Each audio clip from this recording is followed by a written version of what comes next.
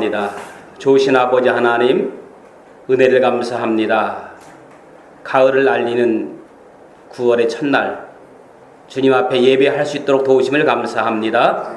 이 예배가 살아있는 예배가 되게 하시고, 신령한 예배가 되게 하시고, 주님 만나는 예배가 되게 하시고, 문제가 해결되는 귀한 축복의 예배가 되게 하여 주옵소서. 예수님의 이름으로 기도합니다.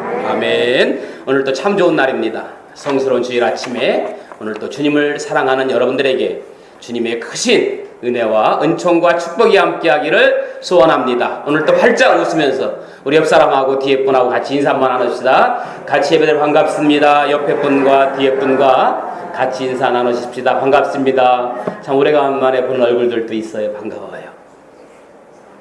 어떤 랍비가 제자들에게 질문을 했습니다.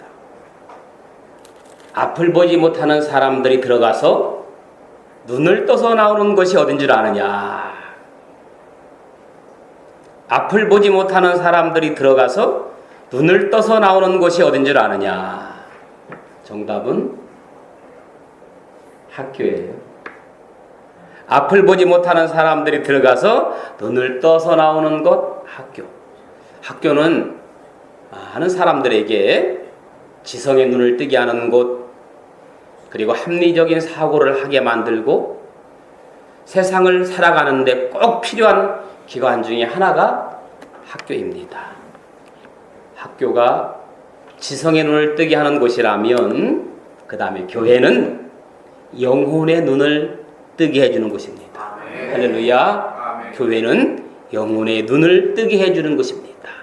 그래서 교회를 들어오기 전까지는 내 영혼이 잠겨 자신을 잘 못 봅니다. 근데 교회 들어와서 우리가 주님을 보게 되면 죄를 보게 되고 회개가 시작되기 시작해서 그래서 하나님 보게 돼서 우리의 영혼의 눈이 뜨이게 됩니다. 저는 이 시간 여러분들의 삶에 영혼의 눈이 떠지는 복된 시간 되시기를 축복합니다. 유명한 발명가 에디슨은 젊은 학생들에게 시계를 보지 말라. 발명할 때마다 학생들에게 너희들 시계를 보지 말라. 그렇게 했다고 합니다. 발명가다운 말입니다. 우리가 사람을 만날 때도 자꾸 시계를 들여다보면 그 사람에 대한 예의가 아니거든요.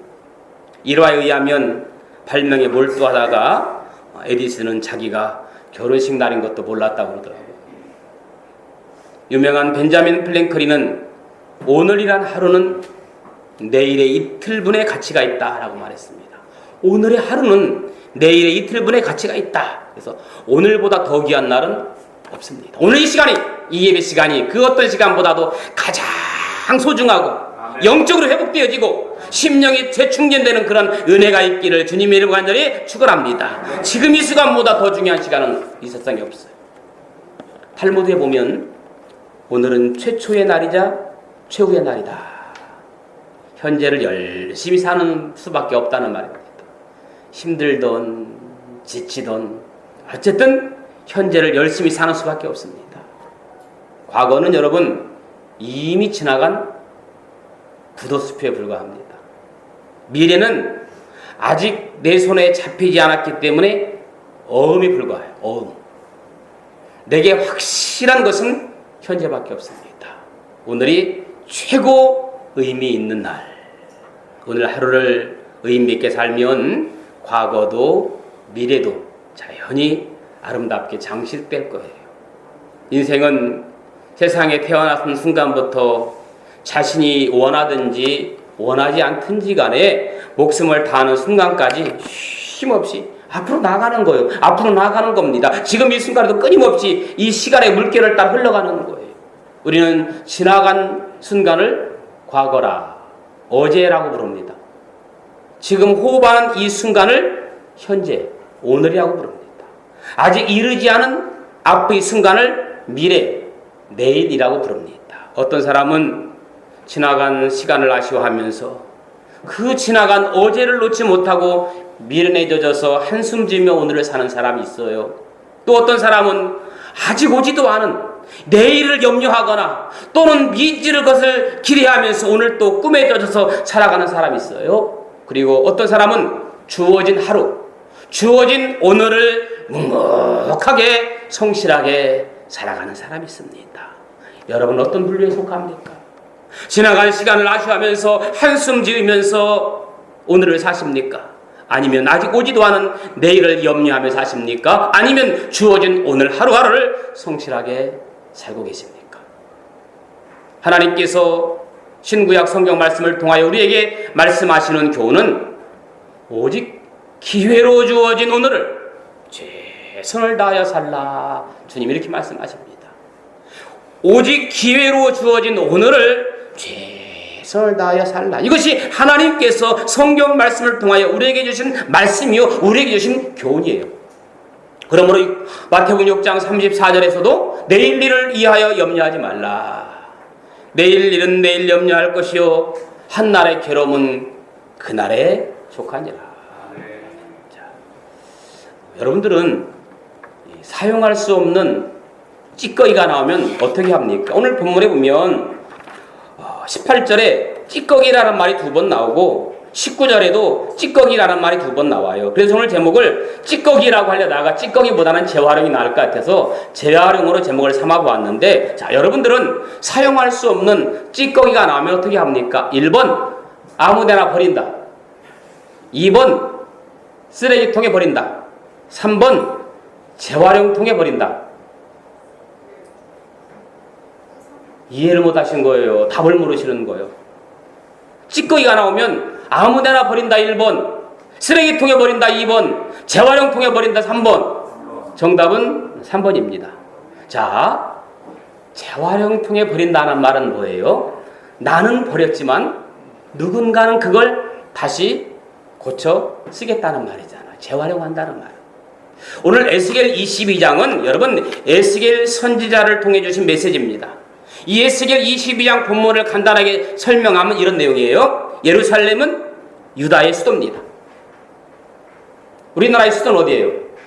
서울이잖아요. 서울에 모든 것들이 집중되어 있는 것처럼 유다의 수도가 예루살렘이기 때문에 예루살렘에 모든 것들이 집중되어 있어요. 그곳에는 유다의 지도자들이 있고 최고 종교 지도자들이 있고 유다의 모든 뛰어난 사람들이 다 예루살렘에 모여 있어요. 한마디로 인물이라는 인물은 다 모여 있는 곳이 예루살렘인데, 그런데 이처럼 중요한 이치와 역할을 차지하고 있는 이 예루살렘이 성경을 보니까 온갖 우상과 죄악의 소굴에 오랬습니다. 그래서 에스겔 선지자를 통하여서 예루살렘의 죄성을 지적함으로써 예루살렘과 유다가 심판을 받지 않을 수 없다는 것을 고발하는 내용을 다루고 있는 겁니다.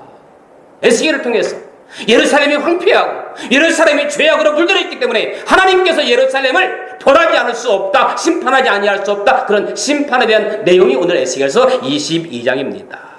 22장은 우상 숭배, 불법, 그리고 불법과 그에 대한 심판의 내용을 다루고 있습니다. 이 첫 부분 예루살렘의 죄악성은 1절부터 16절까지는 예루살렘의 죄악성, 우상 숭배, 이방신, 투기의 우상, 태양 숭배 이런 것들이 나옵니다. 두 번째 부분은 오늘 본문 읽은 17절부터 22절인데 오늘 본문은 존귀한 하나님의 사람들이 도무지 사용할 수 없는 인생의 찌꺼기로 전략하고 말았다는 하나님의 분노에 대한 내용이에요. 그리고 23절부터 31절은 세 번째 부분은 지도자들의 죄악상을 고발하고 있는 겁니다. 오늘 메시지는 두 번째 부분인 인생의 찌꺼기로 전략한 이스라엘 백성들에 대한 하나님의 분노, 그리고 그들을 다시 재활용하시려고 몸부림치는 하나님의 사랑을 발견할 수가 없어요. 아무리 찌꺼기 같은 인생이지만 내가 그래도 이스라엘을 사랑했는데 예루살렘을 사랑하는데 버릴 수가 없기 때문에 재활용하려고 하는 하나님의 사랑의 내용이 담겨있다 할 겁니다. 그래서 오늘 제목을 재활용이라고 붙여봤어요. 자, 하나님께서 말씀하시기를 18절에 보니까 이스라엘 족속이 내게는 쓸모도 없는 쇠찌꺼기다라고 말씀하십니다. 한번 18절 한번 다 같이 한번 읽어보실까요? 18절 시작.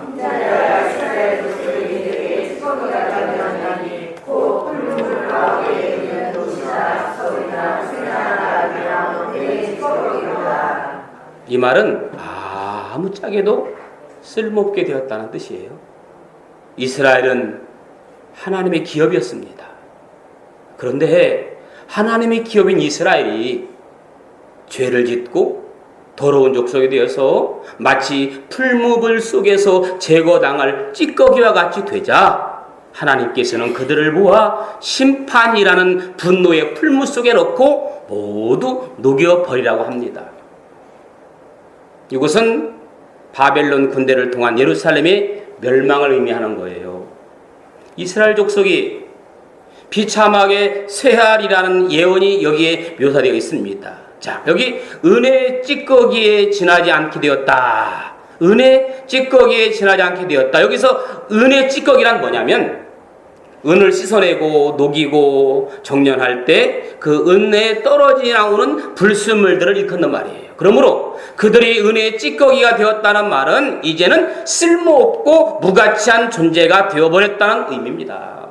그런데 여러분, 하나님께서는 이스라엘 백성들을 아주 귀하게 쓰시려고 선택해서 애굽에서 건져내셨잖아요. 그리고 이스라엘 백성들에게 놀라운 계획을 세우시고 하나님의 많은 정성과 사랑을 쓰시고 큰 능력을 이스라엘 백성들에게 베풀어 주셨잖아요. 그리고 그들에게 하나님 말씀인 율법도 주시고 수많은 위기에서 건져주시고 연약하기 짝이 없는 그들을 크고 강한 나라로 만들어 주셨잖아요. 하나님의 뜻과 계획과 섭리가 이스라엘 백성들에 있기 때문에 그 외에도 온갖 좋은 것을 아끼지 않고 하나님께서 이스라엘 백성들에게, 예루살렘 거민들에게 모든 것들 아낌없이 다 줬습니다. 그런데도 이스라엘 족속은 하나님을 배반하고 우상을 숭배했어요. 어떻게 해야 돼요? 그런 하나님께서 그렇게 정성을 쏟고 그렇게 사랑을 갖고 그렇게 관심을 가졌는데도 배은망덕했을 때 하나님이 이스라엘 백성들을 어떻게 해야 돼요? 잘 모르시겠습니까? 그럼 바꿔서 얘기할게요. 하나님이 여러분을 사랑하시고 여러분들이 온갖 정성을 쏟으시고 온갖 사랑을 다 쏟으셨는데 그 사랑을 잊어버리고 배은망덕하고 곁길로 나가고 하나님을 원망하고 그러면 하나님께서 여러분들 어떻게 하시겠어요? 자, 하나님 보시기에 온갖 불의하고 악한 일들을 일삼았습니다.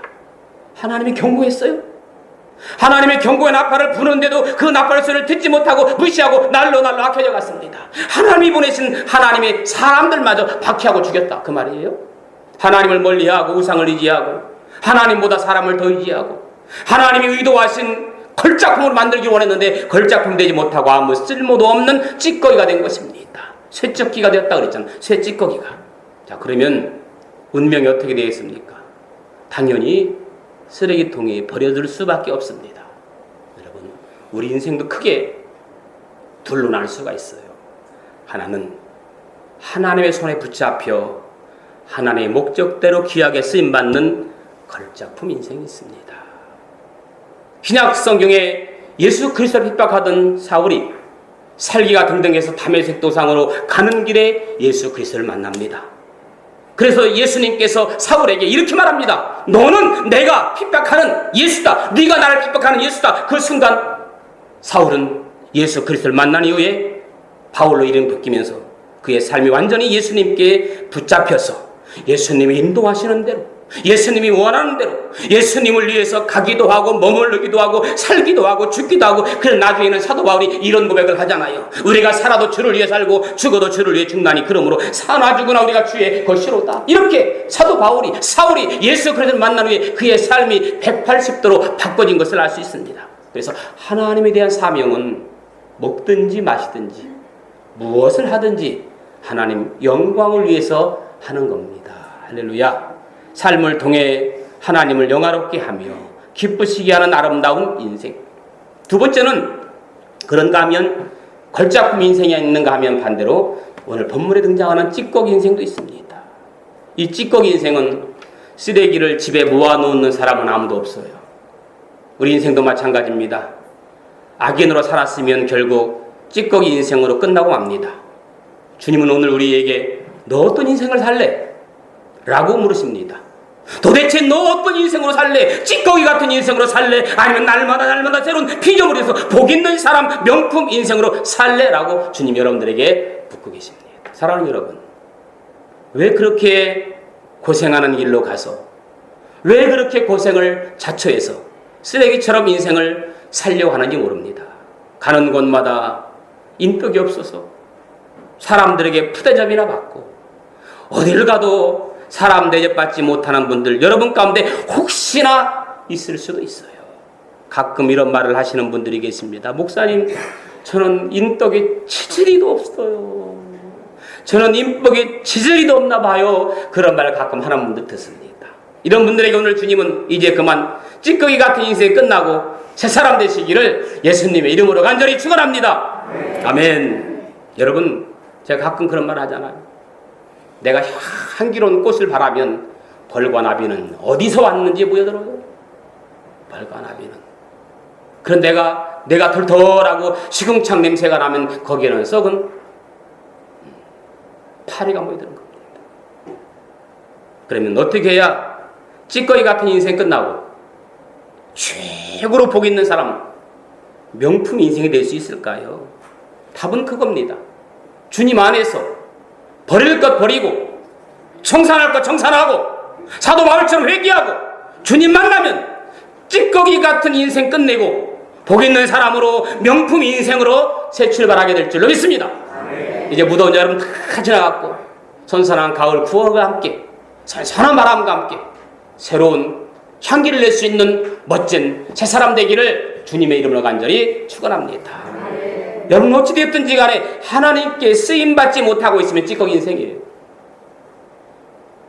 하나님의 계획과 뜻이 그를 통해서 이루어지지 않으면 찌꺼기 인생입니다. 하나님의 은혜와 사랑이 그를 통해서 흘러가지 못하면 찌꺼기 인생이죠. 쓰임받지 못하면 아무리 집에 그릇이 많이 있어도 쓰임받지 못하는 그릇이 있고 아름답게 쓰임받는 그릇이 있습니다.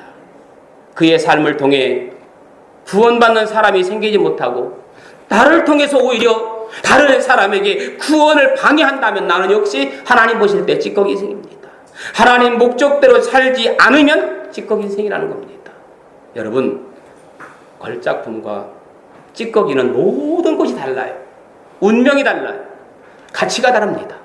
대우도 다릅니다. 그야말로 하늘과 땅처럼 크게 다르죠. 걸작품과 찌꺼기는.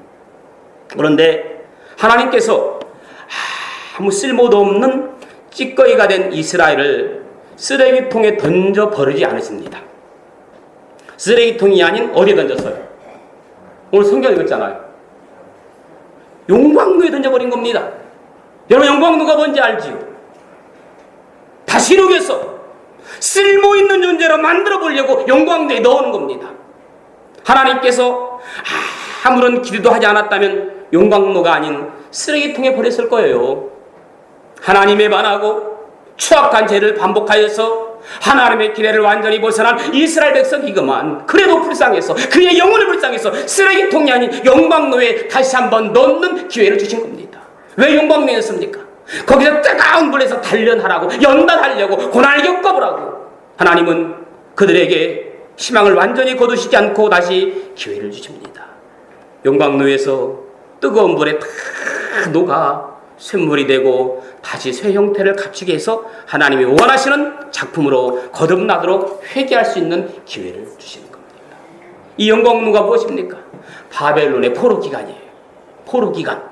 이스라엘 족속은 바벨론 포로로 잡혀가 고된 노역에 시달리잖아요. 나라를 잃고 온갖 서름을 다당합니다. 참으로 처량하고 비참한 신세가 됩니다. 다 빼앗기고 밑바닥까지 낮아질 대로 낮아지고 수모를 당하면서 그들은 깨닫게 됩니다. 본래 우리 신세가 이런 것이 아니었는데 하나님께서 건져내 주시고 나라도 세워주시고 온갖 복을 주셔서 잘 살고 있었는데 우리가 감사하지 않고 원망과 불평을 앞세웠거나 그 바벨론 포로 기간 동안에 이스라엘 자신들이 스스로 깨닫게 되고 거기서 눈물 흘리며 기도하게 되고 다시금 재출발할 수 있는 기회를 거기서 고난 속에서 인내를 못 보게 되는 겁니다. 마음을 다하여 하나님께 돌아오고 회개합니다. 그렇게 고통스러운 영광로에 들어가지 않고는 쓸모없는 새 찌꺼기의 형태가 하나도 바꾸어지지 않는 겁니다.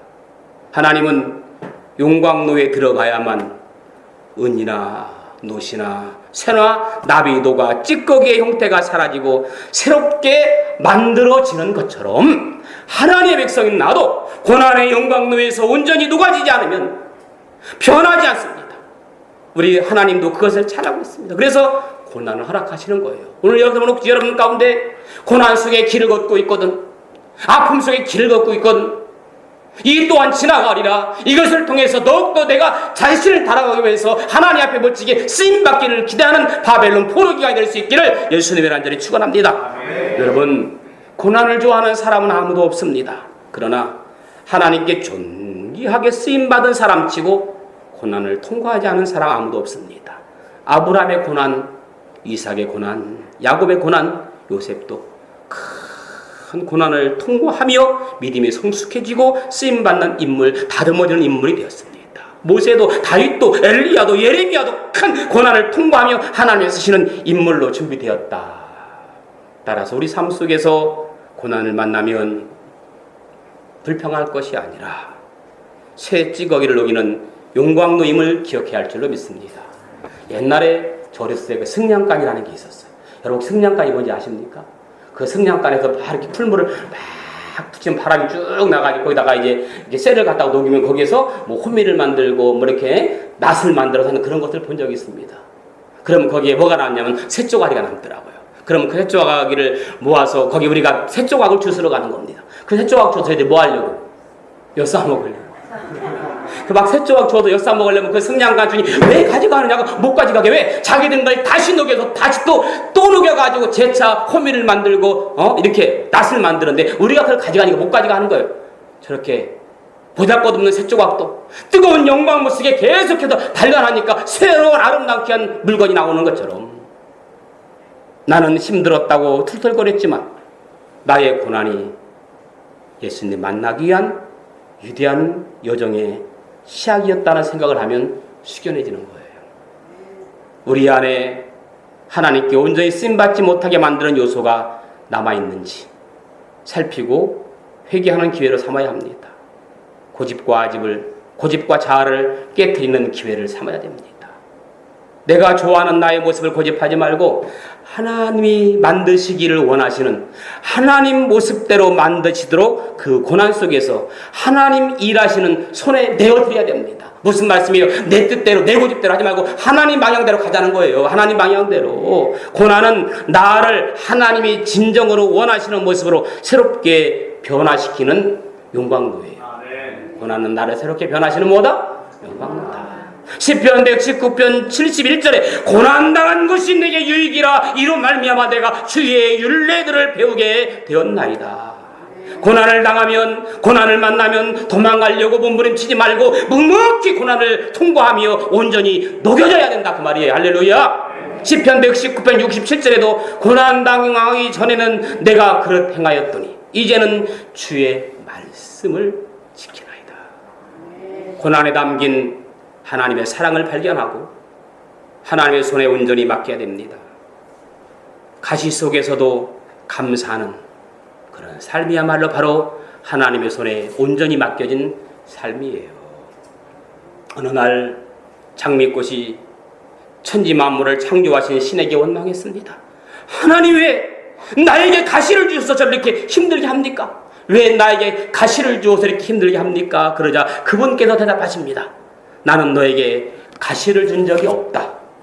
오히려 가시였던 너에게 장미꽃을 주었단다. 무엇을 말합니까? 똑같은 환경 가운데서도 가시를 보면서 불평하는 사람이 있고 가시 같은 인생에 장미꽃을 주신 하나님께 감사하며 살아가는 사람도 있다는 이야기입니다. 여러분, 감사의 마음과 감사의 눈을 가진 사람에게는 모든 것이 감사의 제목이지만 불평의 마음과 불평의 눈을 가진 사람에게는 모든 것이 불평거리입니다. 감사의 삶을 살고 계십니까? 불평거리를 방황하고 계십니까? 어떤 거리를 방황하십니까? 불평거리를 쇼핑하면 모든 것이 불평거리입니다. 그러나 감사의 거리를 다니면 모든 것이 감사합니다. 불평은 불행의 문을 열지만 감사는 행복의 문을 여는 거예요. 불평은 사람을 떠나게 하지만 감사는 사람이 부여들고 돌아옵니다. 자꾸 내 주위에 사람이 떠난다? 불평의 사람이에요. 자꾸 사람들이 돌아오고 나를 찾아온다? 난 감사의 사람이에요. 불평은 또 다른 불평을 낳지만 감사는 또 다른 감사를 낳습니다. 골로새서 3장 15절 그리스도의 평강이 너희 마음을 주장하게 하라. 너희는 평강을 위하여 한 몸으로 부르심을 받았나니 너희는 또한 감사하는 자가 되라. 한 주도 모든 일에 감사하면서 행복한 인생이 되기를 소망합니다. 그래야 다시 새로워지고 하나님의 존귀한 걸작품으로 다시 태어나는 거예요. 하나님의 목적에 따라 귀하게 쓰임받는 아름다운 인생이 되는 거예요. 여러분 언제까지나 찌꺼기의 인생으로 머물지 말고 그렇다고 마지못해 사용되는 재활용 인생이 아닌 하나님의 손에 붙잡혀 걸작품으로 다시 만들어져서 귀하게 쓰임받기를 예수님 이름으로 축원합니다. 우리 한번 이 시간 같이 말씀을 생각하면서 기도하기 원합니다. 첫 번째 기도 제목 드립니다.